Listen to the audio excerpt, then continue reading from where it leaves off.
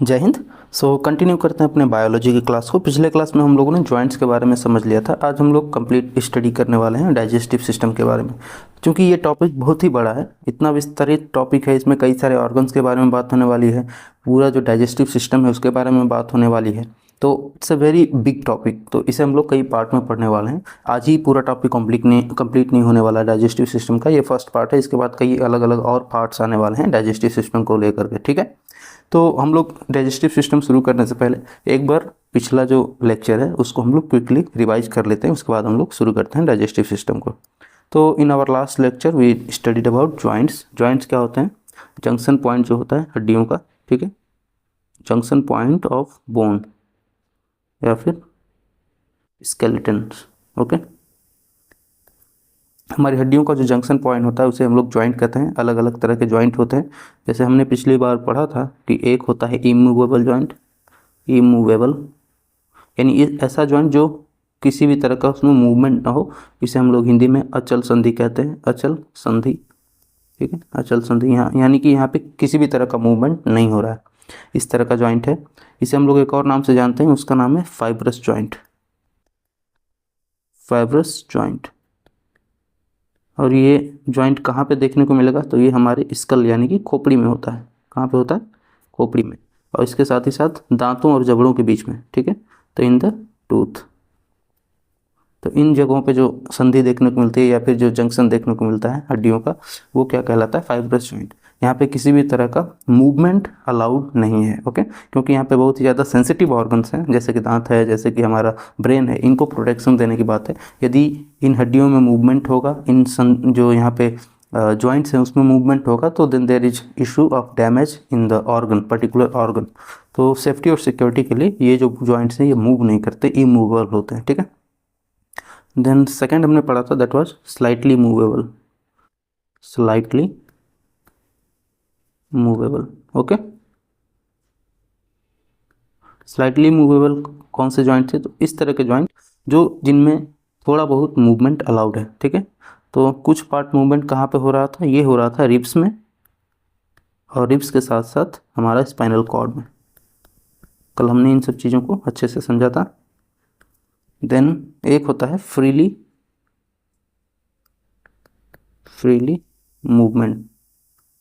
Movable. ये वो joints होते हैं जहाँ पे पूर्ण रूप से मूवमेंट अलाउड होता है। यहाँ पे एक तरह का लिक्विड पाया जाता है, जिससे कि जब ये फ्री मूवमेंट हो तो उसमें किसी भी तरह का घर्षण ना हो, कम से कम घर्षण हो। उस लिक्विड को कहते हैं synovial liquid. Synovial liquid. Okay, और इसी लिक्विड के नाम पर इस जंक्शन का नाम या इस जॉइंट का नाम साइनोवियल जॉइंट भी होता है। ठीक है, साइनोवियल जॉइंट। तो फ्री मूवमेंट जहाँ पे हो रहा है, जिन जंक्शन पॉइंट्स पे हो रहा है, उस हड्डियों के जंक्शन पॉइंट को हम लोग क्या कहते हैं? साइनोवियल जॉइंट कहते हैं। कितने तरह का था? तो साइनोवियल जॉइंट कुल हम लोगों ने 5 तरह के साइनोवियल जॉइंट पढ़े थे। पहला था ball and socket joint. Ball and socket joint, ये कहाँ पे हमने देखा था? तो बॉल एंड सॉकेट जॉइंट है वो होता है हिप में और शोल्डर में। तो कंधे में और शोल्डर में ये होता है ball and socket joint. Next हमने देखा था सैडल जॉइंट के बारे में। सैडल जॉइंट, सैडल जॉइंट कहाँ पे हमारी बॉडी में एग्जिस्ट करता है? तो ये होता है थंब में। ठीक है, और ये बॉल एंड सॉकेट जॉइंट का ही छोटा सा पार्ट है, छोटा रूप है। ओके, नेक्स्ट हमने समझा था सैडल जॉइंट के बाद hinge joint.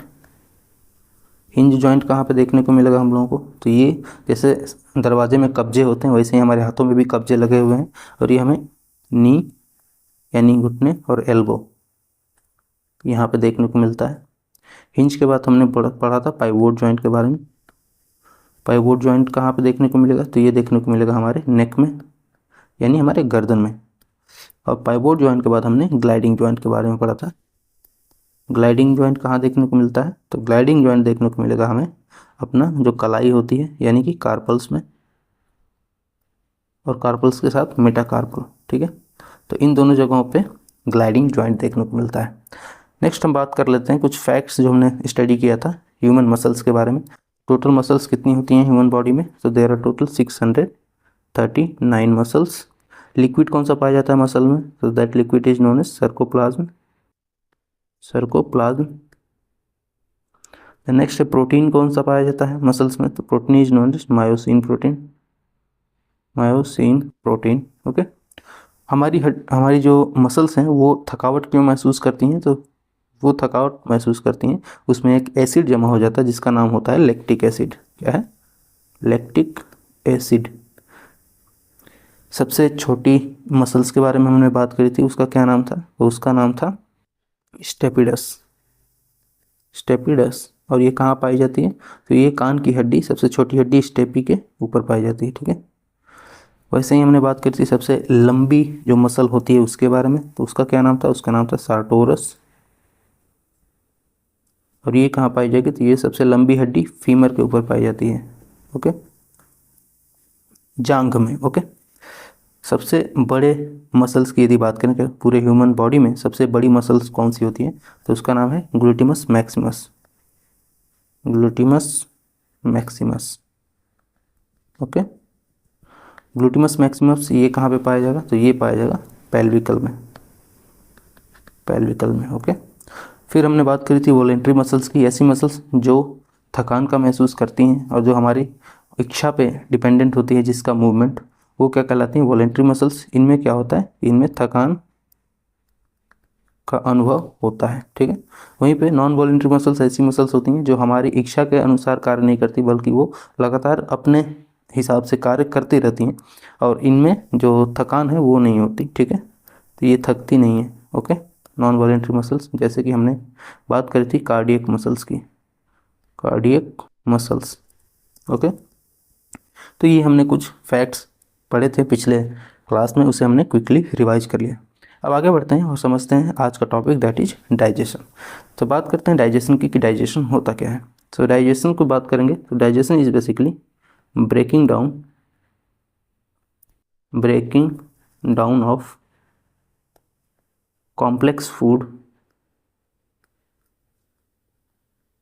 Form into, complex को किस में तोड़ रहे हैं हम लोग? तो कॉम्प्लेक्स फूड फॉर्म को हम लोग सिंपल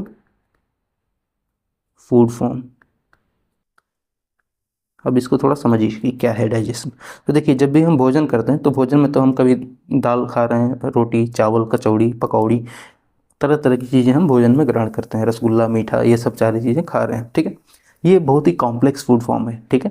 जो भी हम भोजन करते हैं वो बहुत ही कॉम्प्लेक्स होता है, उसको एक सिंपल रूप में तोड़ना होता है। ठीक है। न्यूट्रिएंट्स के लेवल पर जा करके तोड़ना होता है। उसके बाद हमारी बॉडी जो है उसमें से जितने भी न्यूट्रिएंट्स हैं उनको एब्जॉर्ब कर पाती है, उनको ले पाती है, जिसकी ज़रूरत होती है शरीर को। ठीक है।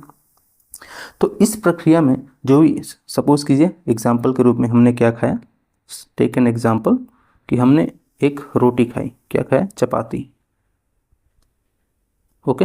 तो इस चपाती को, ये बहुत ही कॉम्प्लेक्स फॉर्म है भोजन का जो हमें चाहिए हमारी बॉडी को। हमारी बॉडी डायरेक्ट चपाती खा करके और इससे न्यूट्रिएंट्स नहीं ले पाएगी, तो क्या होता है कि इस चपाती को, इसके ऊपर कई सारी प्रोसेस अप्लाइड होंगी। ठीक है। सबसे पहले फिजिकल प्रोसेस अप्लाई होगी, फिजिकल प्रोसेस। ठीक है। और इस फिजिकल प्रोसेस में क्या होगा, जो चपाती हमने खाई है उस चपाती को छोटे छोटे टुकड़ों में तोड़ा जाएगा। किसके द्वारा तोड़ा जाएगा? तो दांतों के द्वारा तोड़ा जाएगा। ठीक है। इसके बाद इसमें दूसरी जो प्रोसेस अप्लाई होगी, that will be known as chemical process. Chemical process. Chemical process में क्या होगा कि जो भी चपाती तोड़ी गई है छोटे छोटे टुकड़ों में, उसमें अलग अलग तरह के केमिकल मिक्स होंगे। वो केमिकल सलाइवा के रूप में हो सकता है, हाइड्रोक्लोरिक एसिड के रूप में हो सकता है, डिफरेंट डिफरेंट म्यूकस होते हैं, ये सारी चीज़ें उसमें ऐड होंगी, ताकि उसमें से जो भी उसका न्यूट्रिएंट वैल्यू है उसको निकाला जाए, न कि चपाती डायरेक्ट रहे। ठीक है। तो डाइजेशन का फॉर्म आपको समझ में आया। डाइजेशन क्या होता है? Breaking down of the complex food form into simple food form. जो एक कॉम्प्लेक्स भोजन हम लोग कर रहे हैं उसको एक सिंपल भोजन में तब्दील करने की जो प्रक्रिया है, यही क्या कहलाती है? डाइजेशन कहलाती है। एग्जाम्पल हमने समझा चपाती का। ठीक है। ये चपाती जब हम खाते हैं तो उसको छोटे छोटे फिजिकल और केमिकल प्रोसेस से होते हुए उसको न्यूट्रिएंट्स में तब्दील किया जाता है। ठीक है। तो एक और चीज़ आप कह सकते हैं कि देन डाइजेशन इज, यानी कि जो डाइजेशन है, पाचन है, पाचन का एक और परिभाषा हो सकता है कि पाचन क्या है? It is a physio, it is a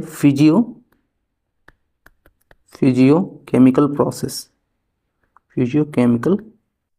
process of breaking down of complex food form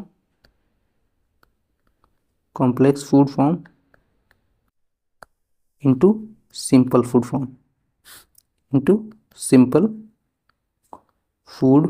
form okay. तो ये कैसा प्रोसेस है? ये एक फिजियोकेमिकल प्रोसेस है। किस चीज़ के लिए? तो तोड़ने के लिए, किसको? कॉम्प्लेक्स फूड फॉर्म को सिंपल फूड फॉर्म में तोड़ने के लिए एक फिजियोकेमिकल प्रोसेस है, जिसे हम लोग क्या कहते हैं? डाइजेशन कहते हैं। ठीक, तो आई होप आपको डाइजेशन के बारे में समझ में आया होगा कि डाइजेशन क्या है। अब हम समझते हैं एब्जॉर्प्शन के बारे में। डाइजेशन के साथ साथ एक अनदर चीज़ जो आपको समझनी है, दैट इज एब्जॉर्प्शन। एब्जॉर्प्शन के बारे में जब हम बात करते हैं तो एब्जॉर्प्शन में क्या होता है कि absorption is basically taking down of required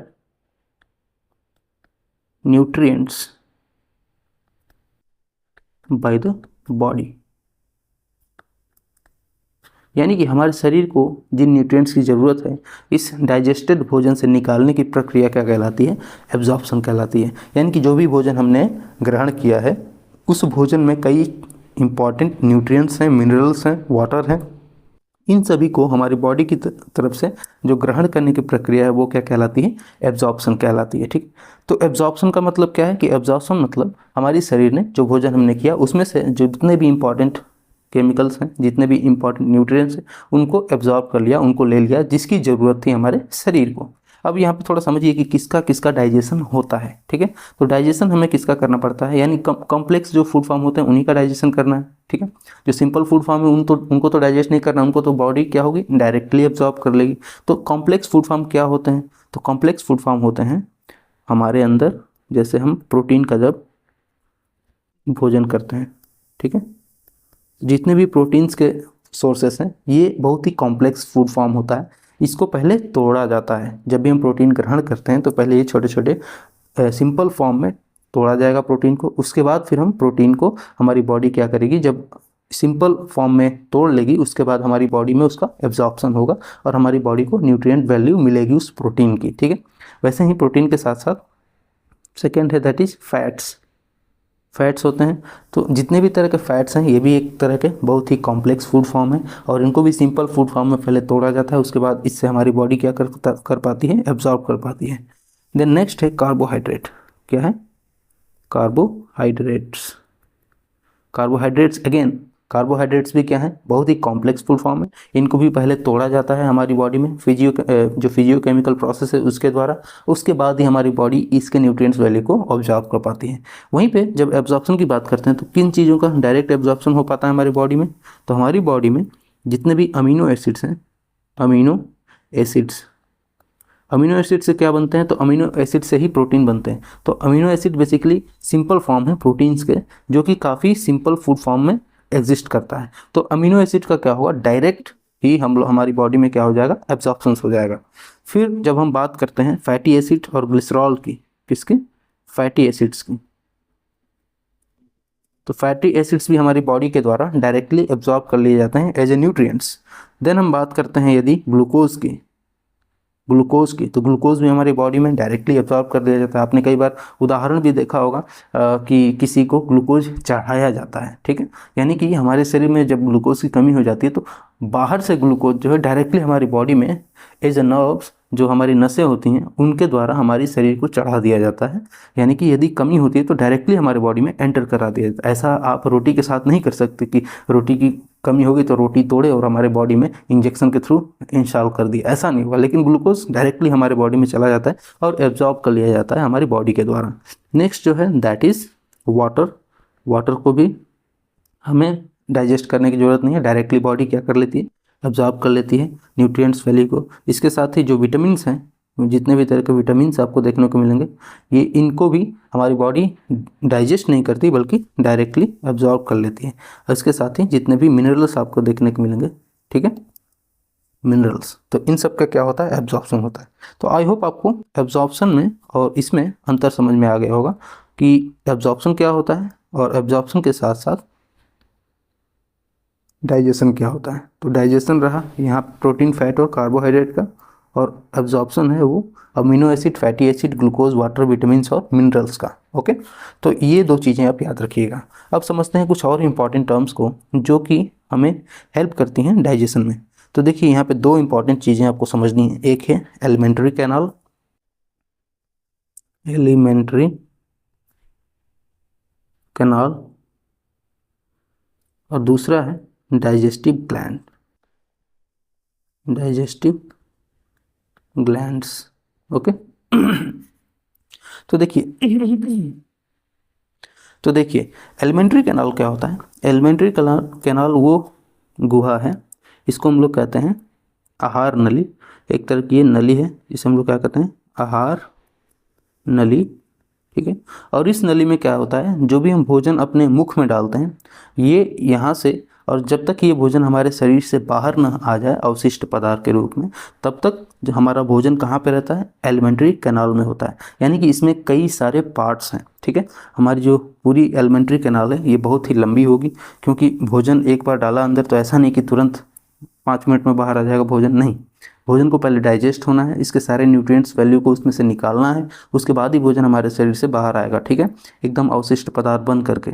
ठीक है, तो एलिमेंट्री कैनाल के बारे में जब हम बात करते हैं तो एलिमेंट्री कैनाल के अंदर कई सारे इंपॉर्टेंट चीज़ें आती हैं जिनके अंदर भोजन डाइजेस्ट होता है। सबसे पहले यदि हम बात करें तो सबसे पहले आएगा हमारा मुख, क्या होता है, माउथ। माउथ में भोजन क्या होता है, तो इसके ऊपर दो प्रोसेस होंगी, फिजिकल और केमिकल। सबसे पहले फिजिकल में दांतों के द्वारा जो हमारा मुख है उसमें भोजन को तोड़ा जाता है छोटे छोटे टुकड़ों में। दूसरा जो है दैट इज फेरिंग्स।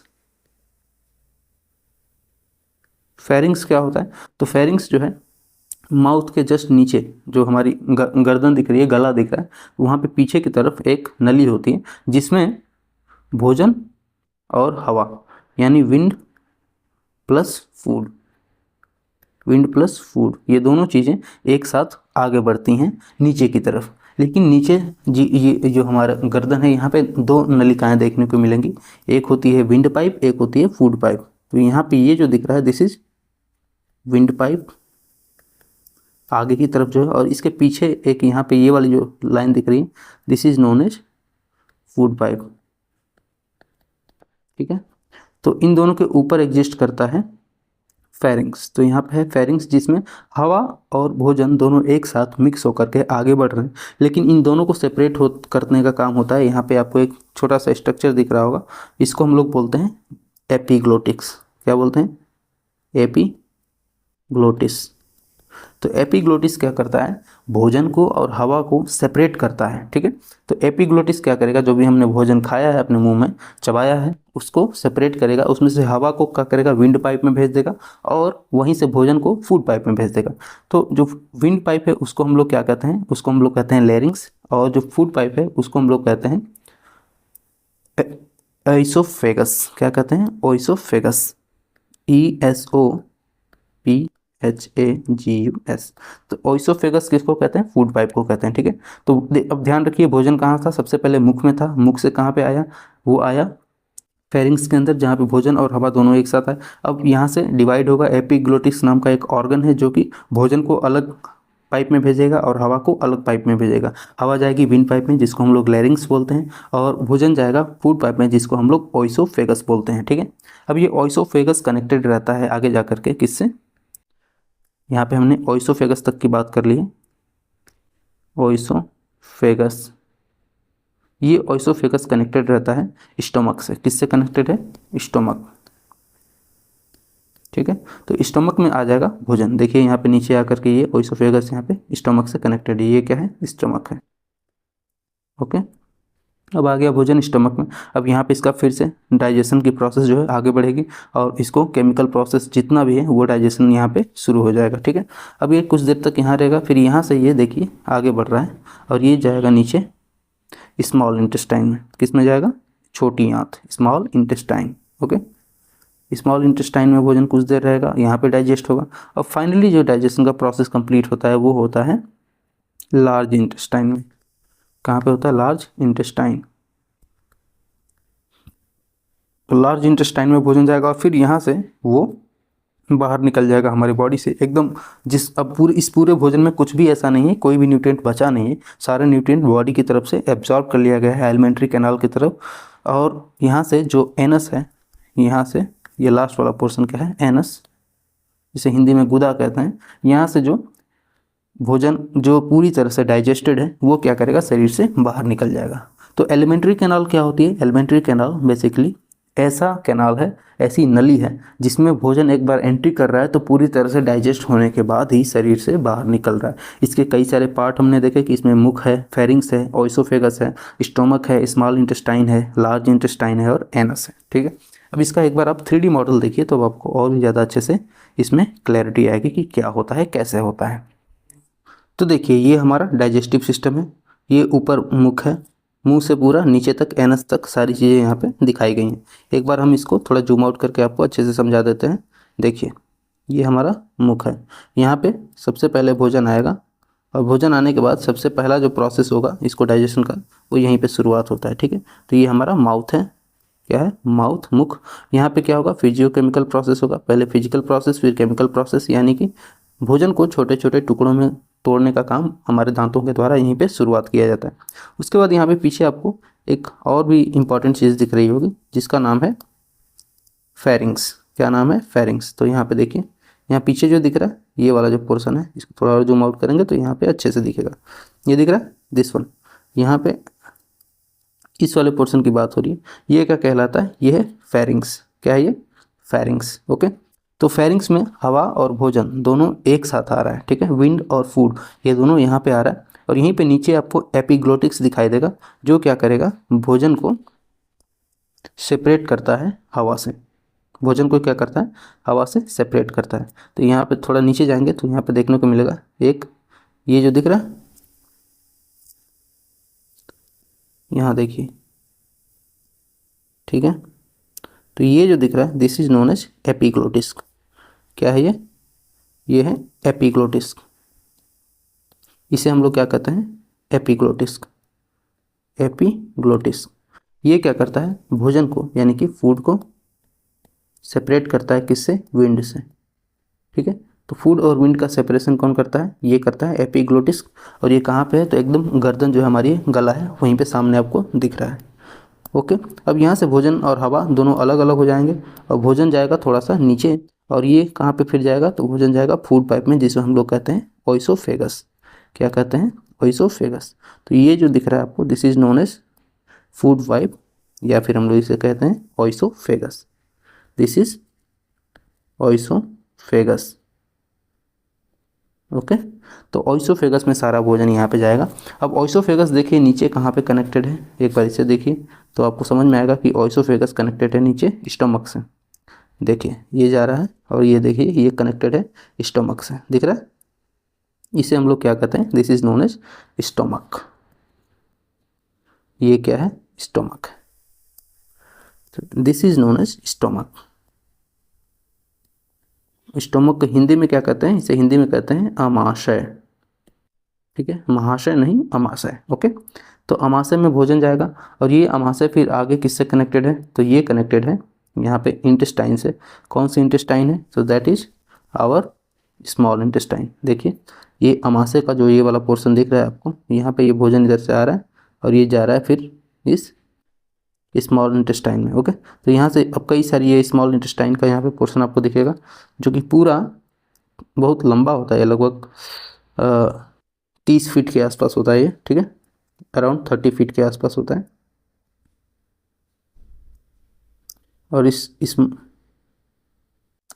और यहाँ पे भोजन बहुत देर तक रहता है। ठीक है, अमाशय के बाद जब भोजन यहाँ स्मॉल इंटेस्टाइन में आया उसके बाद भोजन जाता है फाइनली लार्ज इंटेस्टाइन में। तो लार्ज इंटेस्टाइन कहाँ पे है? तो ये देखिए ये वाला जो पोर्शन दिख रहा है this one, this is large intestine, इसकी बात कर रहे हैं।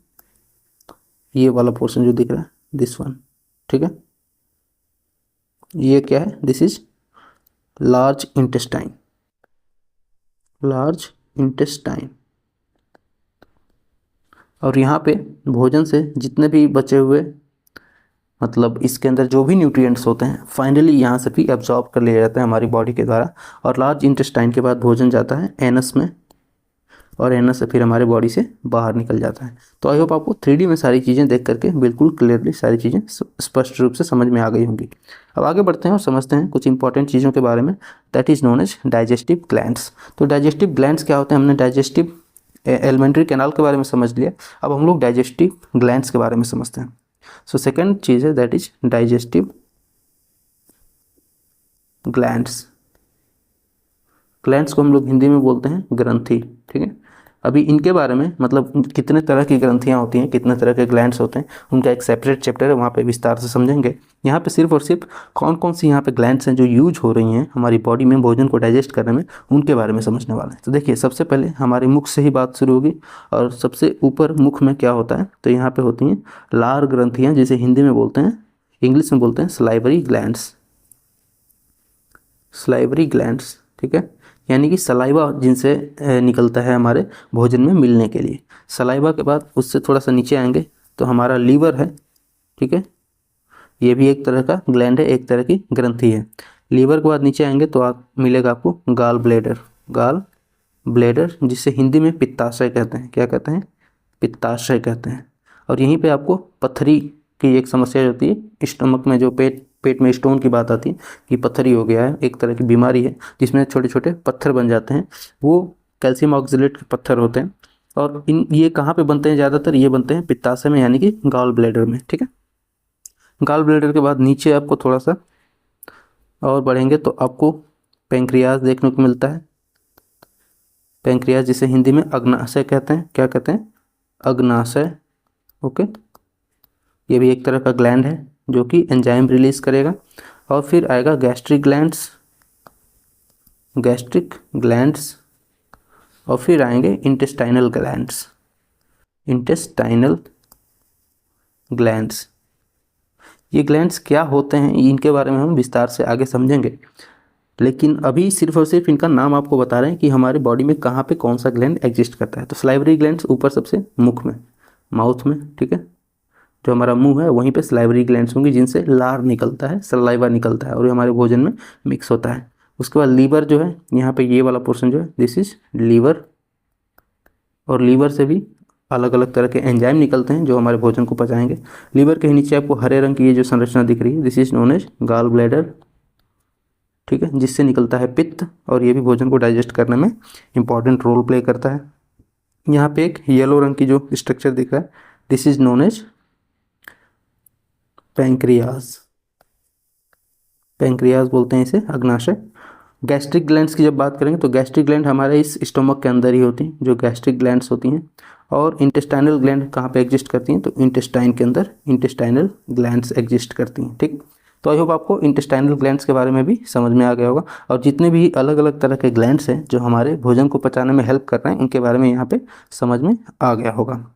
यदि आप इसको 3D में देखना चाहें तो यहाँ पे भी आप 3D में देख करके समझ सकते हैं कि कौन सा ग्लैंड कहाँ पे एग्जिस्ट करता है, कहाँ पे रहता है हमारी बॉडी के अंदर। तो देखिए यहाँ शुरुआत से शुरू करेंगे एकदम ऊपर से।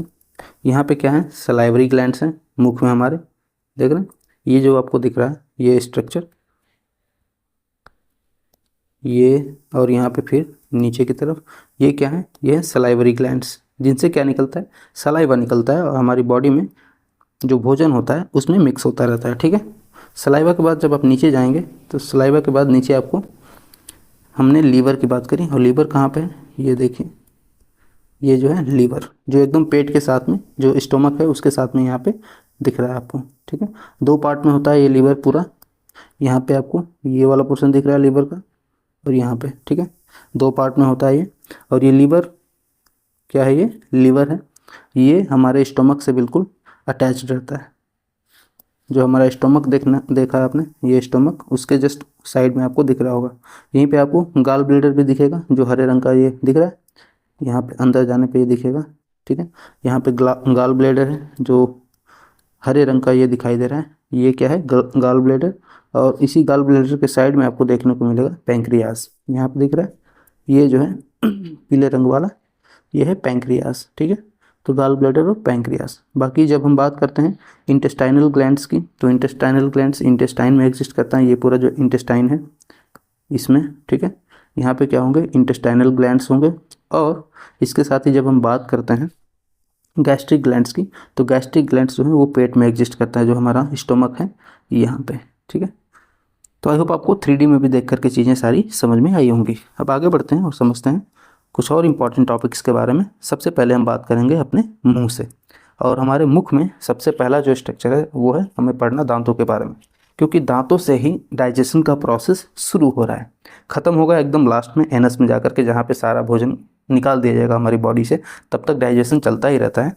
अब हम दांतों से जब शुरुआत करेंगे तो सबसे पहले यही समझते हैं कि जो दांतों की स्टडी है उससे हम लोग क्या कहते हैं, ओडेंटोलॉजी। तो दांतों की स्टडी को क्या बोलते हैं, study of tooth is known as odontology. इससे भी प्रश्न कभी कभी पूछ देता है। दांत के यदि स्ट्रक्चर की बात करें तो दांत का स्ट्रक्चर कुछ इस तरह से होता है, यहाँ पे ड्रॉ करते हैं सबसे पहले, ठीक है।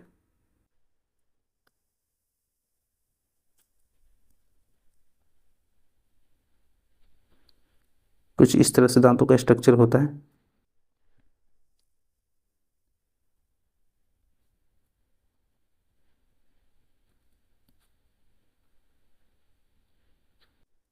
ओके, यहाँ पे ये स्ट्रक्चर 3 पार्ट में डिवाइडेड होता है। सबसे ऊपर वाला जो पोर्शन होता है that is known as crown. क्या कहलाता है ये, क्राउन यानी कि ताज। ताज क्या होता है, राजा के सर पे होता है, वैसे ही ये ऊपर वाला जो पोर्शन है दांत का ये कहलाता है क्राउन। और ये क्या होता है, विजिबल होता है, यानी कि जो दिखाई दे रहा है हमें अपने मुंह में, जो दांत दिखाई दे रहे हैं वो क्या है, क्राउन के नाम से जाना जाता है। इसके बाद इसके नीचे जब आएंगे so that is known as neck. ये वाला जो पोर्शन जो कि आधा मसूड़ों में धंसा हुआ है और आधा दिखाई देगा, ये क्या कहलाता है, नेक यानी कि गर्दन, ठीक है। तो ये दांत की गर्दन है। और वहीं पे एक ऐसा भी पोर्शन है जो हमें बिल्कुल दिखाई नहीं देगा, ये होता है मसूड़ों के अंदर धंसा हुआ, और इसे हम लोग क्या कहते हैं, रूट, यानी दांतों की जो जड़ है। तो दांतों की जड़ क्या होगी, मसल्स के अंदर होती है और इनविजिबल होती है, यानी कि ये दिखाई नहीं देने वाला है, ठीक है। वहीं पे जब हम क्राउन की बात करते हैं तो क्राउन दिखाई देता है। इस दांत के भी 3 आपको लेयर होंगे। जो लेयर होता है उसको आप कुछ इस तरह से समझिए कि इस दांतों के अंदर कई सारी लेयर्स हैं। सबसे ऊपर की लेयर कहलाती है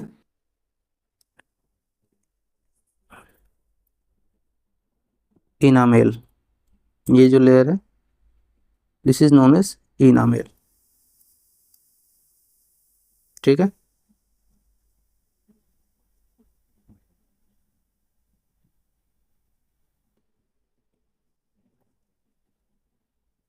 इस लेयर का क्या नाम है, this is known as enamel.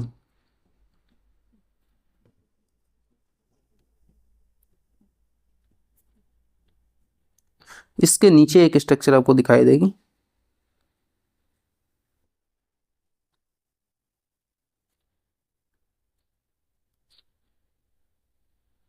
जिसका नाम है डेंटाइन।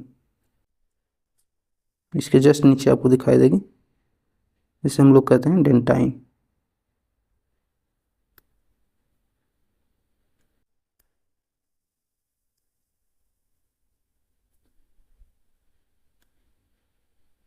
इसका क्या नाम है, this is known as dentine.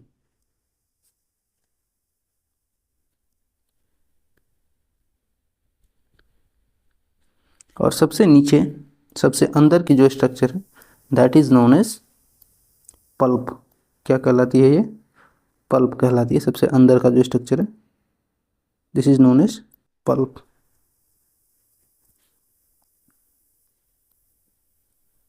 इसे हम लोग कहते हैं पल्प, PULP, ओके। तो 3 स्ट्रक्चर में दांत हमारा बना हुआ है। एनामेल सबसे ऊपर है, डेंटाइन उसके नीचे है और पल्प उसके नीचे है। तो देखिए इसको आप यहाँ पे फिगर में और अच्छे से समझ सकते हैं। सबसे ऊपर वाला जो पोर्शन है जो दिखाई देता है, विजिबल होता है, ये यहाँ पे है। इसे हम लोग क्राउन के नाम से जानते हैं। यहाँ पे ये गर्दन है जो कि आधा मसूड़ों में धंसा होता है और आधा विजिबल भी होता है। और सबसे जो इनविजिबल पोर्शन है ये कहाँ पे होता है, तो this is in the muscles, मसूड़ों के अंदर धंसा होता है इनविजिबल वाला, जिसे हम लोग रूट के नाम से जानते हैं। ऊपर का सबसे जो लेयर है that is known as enamel, इसके नीचे आपको लेयर जो दिखेगी that is known as dentine, और सबसे अंदर जो होगी वो होगी पल्प। ओके, तो आई होप आपको दांत का जो स्ट्रक्चर है, कैसे दांत बना हुआ है, वो समझ में आएगा। इसमें याद रखिएगा कि सबसे हार्डेस्ट स्ट्रक्चर की यदि बात करें दांतों में, तो दैट इज ऑफ इनामेल। जो इनामेल दिख रहा है this is the hardest structure of our whole body. हमारे पूरे शरीर में सबसे हार्ड क्या होता है? इनामेल ही होता है। ठीक है, तो हार्डेस्ट स्ट्रक्चर ये है। दांतों में भी सबसे हार्ड होगा यही, वहीं पे सबसे जो सॉफ्ट होगा दैट इज पल्प। ये क्या है? सबसे सॉफ्ट है।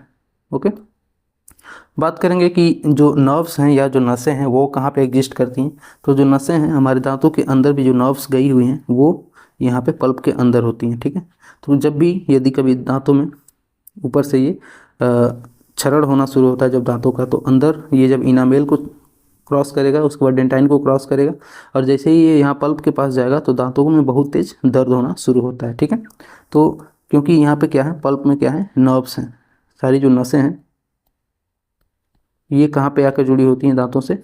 ये जुड़ी होती हैं पल्प के अंदर।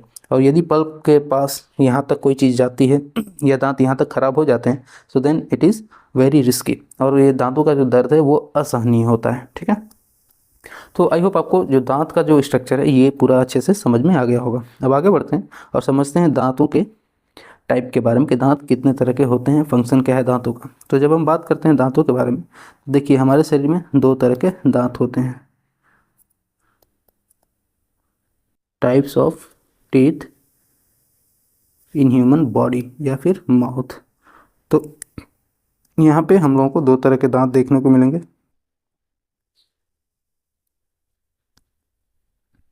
एक है मोनोफियोडोंट, मोनोफियोडोंट, और दूसरा है डाइफियोडोंट। ओके, क्या है डाइफियोडोंट और क्या है मोनोफियोडोंट? तो देखिए डाइफियोडोंट ऐसे दांत होते हैं जो दोबारा जमते हैं। ठीक है, दोबारा जमते हैं, यानी कि ये एक बार टूटेंगे, एक बार क्या होंगे? टूटेंगे। ओके, तो एक बार ये दांत टूटते हैं और फिर दोबारा जमते हैं। इनकी यदि काउंटिंग की बात करें कि नंबर में टोटल कितने होते हैं, तो डाइफियोडोंट टोटल 20 होते हैं। ठीक है, वहीं पे जब हम बात करते हैं मोनोफियोडोंट की, तो ये ऐसे दांत हैं जो सिर्फ और सिर्फ एक बार ही जमते हैं। ठीक है, एक बार ही जमते हैं, यानी कि यदि ये दांत टूट गए, मोनोफियोडोंट यदि टूट गए, तो फिर दोबारा मोनोफियोडोंट जमने वाला नहीं है, वो दांत आपका कभी नहीं जमेगा। ये नंबर में कितने होते हैं? तो नंबर में ये होते हैं टोटल 32। तो देखिए एक है डाइफियोडोंट और एक है मोनोफियोडोंट। अब यदि बात करें कि हमारे पूरे उम्र भर में, यानी कि पूरे एक जीवन काल में टोटल कितने दांत आते हैं, तो टोटल टीथ की जब बात करेंगे, टोटल टीथ, तो ये टोटल टीथ कितने हो जाएंगे? तो ये हो जाएंगे 32 plus 20 that is equal to 52, यानी कि 52 दांत जो हैं हम पूरे उम्र भर में अपने देखते हैं। ओके, तो डाइफियोडोंट मोनोफियोडोंट के बाद आगे बढ़ते हैं और समझते हैं कि हमारे दांत कितने तरह के हैं, यानी कि कितने अलग अलग तरह के दांत हमारे मुंह के अंदर पाए जाते हैं। तो देखिए जब हम बात करेंगे अपने मुंह के अंदर दांतों के बारे में, तो हमारे दांतों के अलग अलग फंक्शंस हैं। फॉर एग्जांपल जब हम भोजन ग्रहण करते हैं तो सबसे पहले तो भोजन को काटना होता है। ठीक है, काटने के बाद उसको छोटे छोटे टुकड़ों में तोड़ना होता है, उसके बाद उसको चबाना होता है, उसको ग्लाइंड करना होता है। ठीक है, तो कई सारे अलग अलग फंक्शन होते हैं दांतों के। अब यहाँ पे इसी फंक्शंस के हिसाब से हमारे दांत जो हैं वो डिवाइडेड हैं। ठीक है, तो देखिए सबसे पहला जो दांतों का स्ट्रक्चर है वो हमको दिखाई देगा, जो चपटे दांत होते हैं और हमारे एकदम मुंह के सामने ही होते हैं। ठीक है, ये जो दांत हैं इसे हम लोग कहते हैं इंसीजर। क्या कहते हैं? इंसीजर। ये एकदम हमारे जो सामने के जो चार दांत हैं जो स्माइल करने पे दिखाई देते हैं, इसे हम लोग क्या कहते हैं? इंसीजर। और ये कैसे होंगे? चपटे होंगे। इनका क्या फंक्शन है? इनका फंक्शन है काटना, किसी चीज़ को काटना। जैसे रोटी का टुकड़ा है, उसको आपने लपेटा, उसको दांत से काटिए, तो वो काटने में कौन हेल्प कर रहा है? तो वो करता है इंसीजर। ओके, इसके साइड साइड में आपको थोड़े से नुकीले दांत दिखाई देंगे, कुछ इस तरह के। ठीक है, ये जो नुकीले दांत हैं ये कहलाते हैं, इनको हम लोग कहते हैं कैनाइन। ठीक है, ये कैनाइन जो है ये किसमें, जितने भी मांसाहारी जीव है ना, मांसाहारी यानी कि कार्निवोरस, इनके अंदर कैनाइन्स क्या होते हैं, बड़े होते हैं। कैनाइन्स बहुत ही बड़े बड़े पाए जाएंगे, जैसे कि शेर, शेर आपने देखा है, चीता, इन सब में जो कैनाइन है वो बहुत ही बड़ा बड़ा होता है। इंसानों के अंदर कैनाइन काफ़ी छोटा होता है, ठीक है। तो कैनाइन का क्या काम है, तो कैनाइन का काम होता है फाड़ने का। इसका क्या काम है, फाड़ने का, ठीक है। काटने का काम सामने इंसिजर का है, और उस कटे हुए चीज़ को फाड़ने का, अलग अलग चिथड़े करने का काम किसका है, वो है कैनाइन का, ठीक है। कैनाइन के बाद जो होता है दैट इज प्रीमोलर। ये नंबर में 2 होते हैं, और थोड़े से कैनाइन से ही, जैसे कि 2 कैनाइन्स को एक साथ जोड़ दिया जाए तो कुछ ऐसा इनका स्ट्रक्चर होता है। तो ये फाड़ते भी हैं और किसी चीज़ को छोटे छोटे पार्ट में तोड़ते भी हैं। इनको हम लोग क्या कहते हैं, इसको हम लोग कहते हैं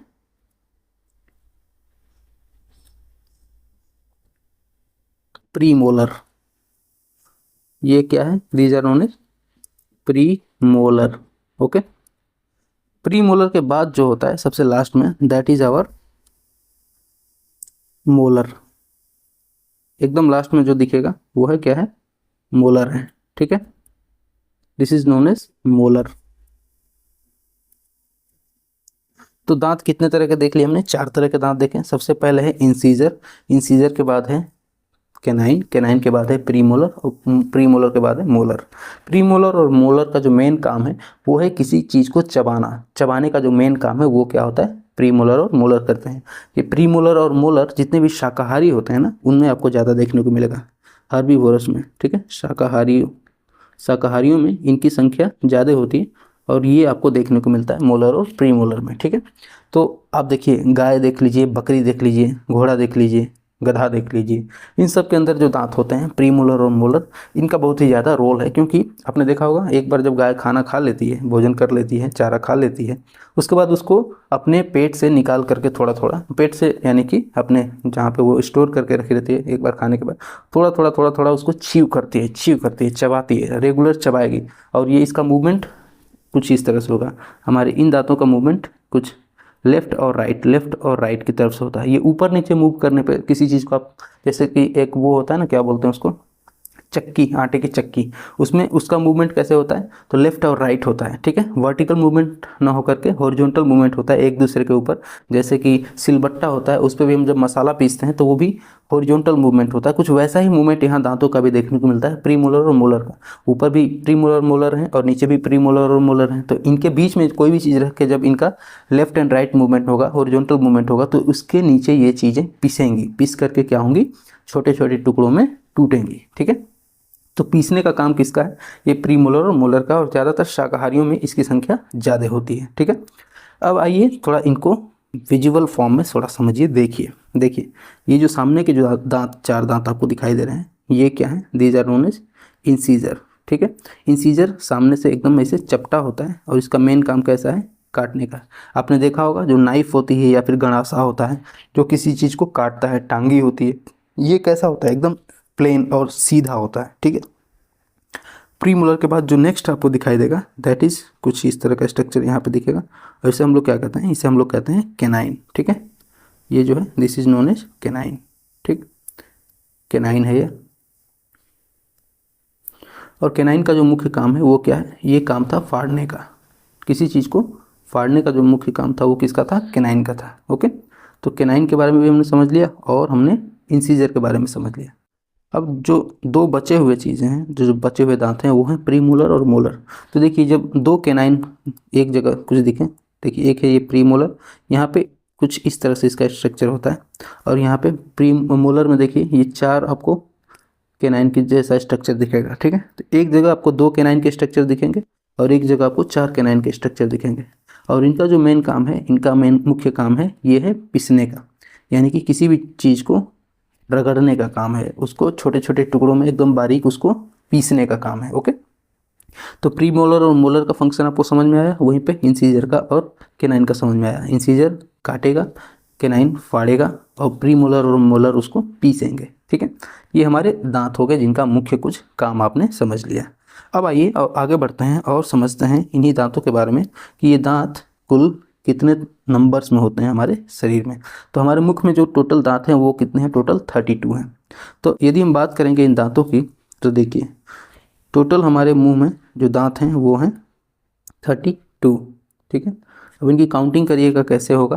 तो हम ऐसा करते हैं कि इसमें से 1/4 दांत को बनाएंगे और उसके बाद उनका मल्टीप्लाई कर देंगे 4 से, तो वो क्या हो जाएगा, टोटल हमें नंबर मिल जाएगा। क्योंकि हमारे दांत में जो आधा पोर्शन है यहाँ से इधर, मुख में से आधा वाला पोर्शन इधर और आधा पोर्शन इधर, वैसे ही ऊपर की तरफ कुछ दांत है और कुछ नीचे की तरफ दांत हैं। तो इसमें से 1/4 जो टीथ है इन्हीं का रेप्लिकेशन है। ठीक है, यहाँ पर देखिए आप कुछ इस तरह से यदि मैं समझाना चाहूँ तो देखिए यहाँ से यदि हम इनको 3 पार्ट में, 4 पार्ट में यदि हम डिवाइड कर दें तो कुछ इस तरह से इनका होगा।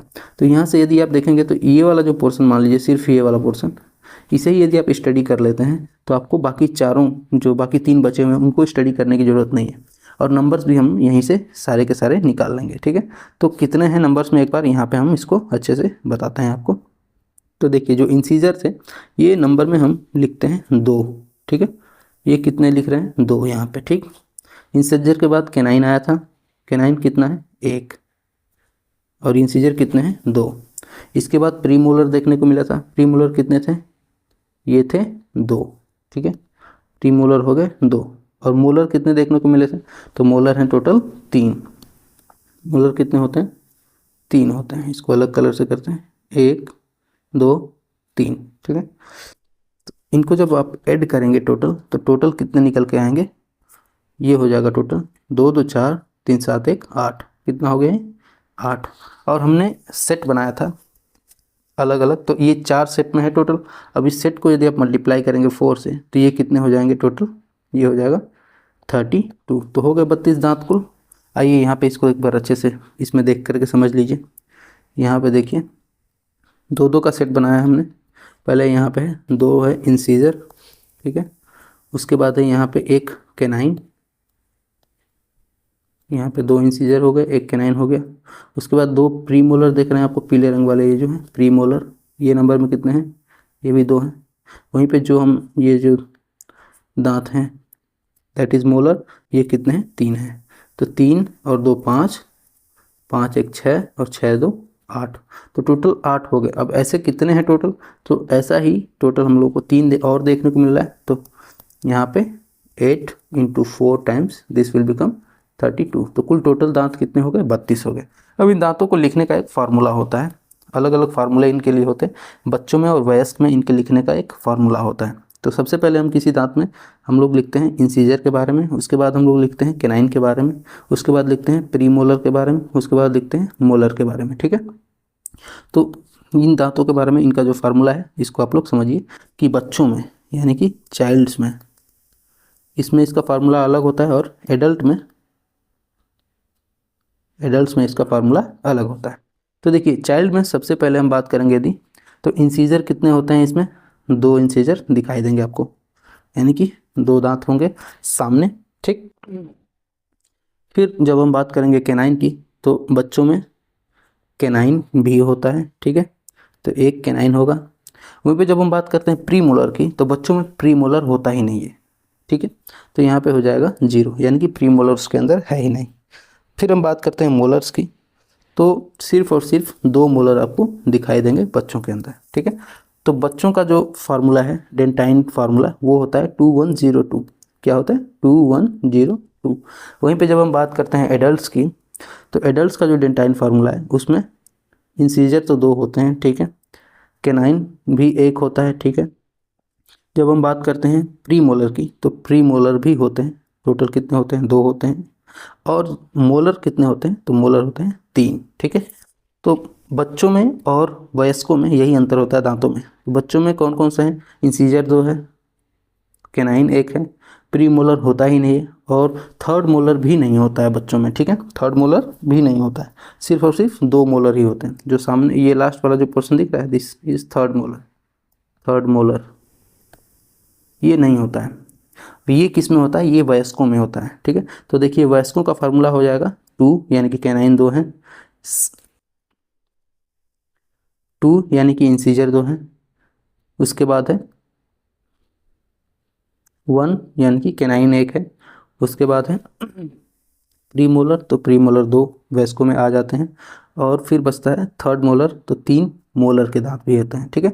तो 2 1 2 3 ये होता है वयस्कों में, और 2 1 0 2 ये होता है चाइल्ड्स के अंदर। ओके, तो आई होप आपको ये चीज़ समझ में आई होगी कि दांतें किस में कितने दांत होते हैं। बच्चों के अंदर याद रखिएगा, यहाँ पे एक बार मैं क्लियरली लिख देता हूँ, इन चाइल्ड क्या क्या चीज़ें नहीं होती इनके अंदर। तो सबसे पहले हम लोगों को समझना चाहिए कि इनके अंदर प्री मोलर ये नहीं होता है। वहीं पे दूसरी जो बात हमने करी दैट इज थर्ड मोलर, ये भी नहीं होता बच्चों के अंदर।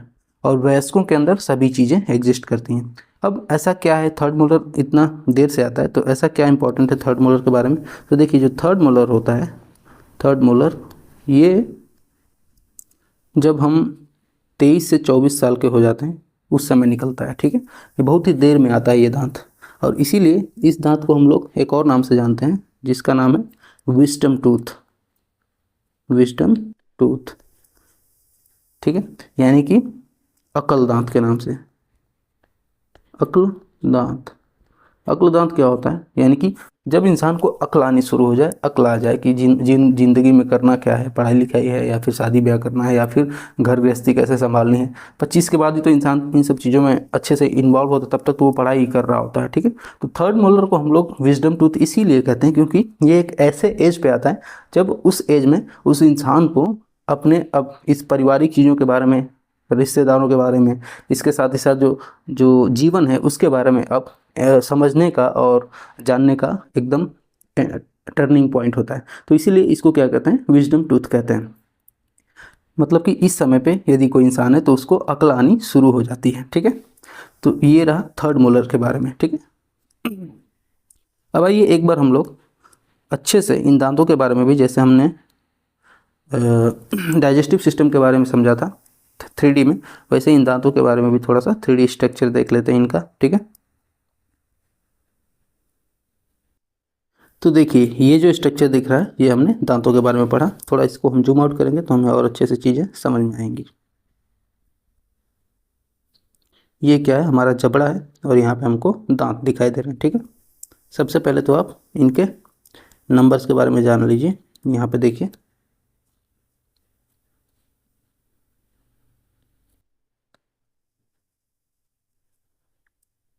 ये जो सामने के जो 2 दांत दिख रहे हैं, ये सामने के जो 2 दांत हैं, टोटल 4, ये क्या है, दीज आर इंसीजर। ओके, वहीं पे यहाँ पे एक ये जो है दिस इज कैनाइन। इसके बगल में जो 2 दांत दिख रहे हैं ये वाले, दीज आर प्रीमोलर। और सबसे लास्ट में जो 3 दांत दिख रहे हैं ये है मोलर। बच्चों में कौन सा मोलर नहीं होता है, तो आखिरी वाला जो मोलर है थर्ड वाला, थर्ड मोलर। और यहाँ पे जो प्री मोलर होते हैं, प्री मोलर ये नहीं होते हैं, ठीक है। बच्चों में ये नहीं देखने को मिलेगा, वहीं पे वयस्कों में सारे दांत देखने को मिलते हैं, ठीक है। अब इनको थोड़ा सा आप विस्तार से समझिए एक एक के बारे में। स्ट्रक्चर देख लीजिए कैसा दिख रहा है, कौन सा दांत। जब आप इसे थोड़ा सा जूम आउट करेंगे तो ये देखिए जो 4 दिख रहे हैं सामने के, ये हैं इंसीजर। और कितने ही नाक, मतलब एकदम धारदार आपको दिखाई देंगे इंसीजर जितने भी आपको दिख रहे हैं, ठीक है। इसको अंदर से भी देख लीजिए आप, ऊपर से देखिए एकदम जैसे घनासा होता है काटने के लिए तैयार रहता है, कुछ वैसा ये आपको दिखाई दे रहे हैं। उनके बाद में आपको कैनाइन दिखेगा, ये वाला जो है, ये जो दिख रहा है दोनों तरफ, ये क्या है, कैनाइन है, ठीक है। तो कैनाइन ये देखिए एकदम धारदार है कैनाइन, मतलब कि काटने के लिए ही बना है, चीरने के लिए किसी चीज़ को, देख रहे हैं। कैनाइन के बाद आपको दोनों प्रीमोलर दिख रहे हैं, यहाँ पे इन दोनों की बात कर रहे हैं, ये क्या है, प्रीमोलर। और आपको ये डबल कैनाइन की तरफ समझ में आ रहे होंगे, यानी कि 2 कैनाइन एक साथ, तो ये भी रगड़ने का और तोड़ने फोड़ने का काम करते हैं, फूड जो भी हम कंज्यूम करते हैं। उसके बाद यहाँ पे जो 3 स्ट्रक्चर आपको दिख रहा है ये, these 3 are known as molar. और इनका मुख्य काम क्या है, तो ये बेसिकली भोजन को तोड़ते हैं छोटे छोटे टुकड़े में, ठीक है। यानी कि उसको ग्राइंड करते हैं, ग्राइंडिंग का काम करते हैं, ओके। तो आई होप आपको ये दांत का जो स्ट्रक्चर है ये अच्छे से समझ में आया होगा। ओके, अब आगे बढ़ते हैं, थोड़ा सा एक दांत को थोड़ा सा अच्छे से स्टडी करते हैं कि एक दांत कैसा होता है, इसके अंदर क्या क्या चीज़ें थी, वो भी थोड़ा सा 3D मैप देख के समझ लीजिए। देखिए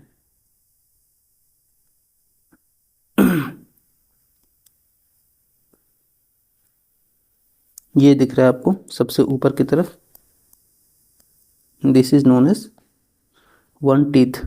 तो ये एक दांत है पूरा, और इसमें आपको कई सारे, सबसे ऊपर वाले जो इनामेल की स्ट्रक्चर है वो दिखाई दे रही है, उसके नीचे डेंटाइन दिखाई दे रहा है, उसके नीचे पल्प कैविटी है जिसमें सारी नसें आकर के मिली हुई हैं, यहाँ ऊपर जो है क्राउन है, फिर रूट है, फिर इसका नेक दिखाई दे रहा है। तो ये एक दांत का पूरा स्ट्रक्चर उसको कट करके यहाँ पे दिखाया हुआ है। ठीक है, तो आई होप आपको दांतों के बारे में सारी चीज़ें और डाइजेस्टिव सिस्टम का जो शुरुआत हमने किया उसके बारे में सारी चीज़ें समझ में आई होंगी। मिलेंगे किसी अगली क्लास में, तब तक के लिए जय हिंद।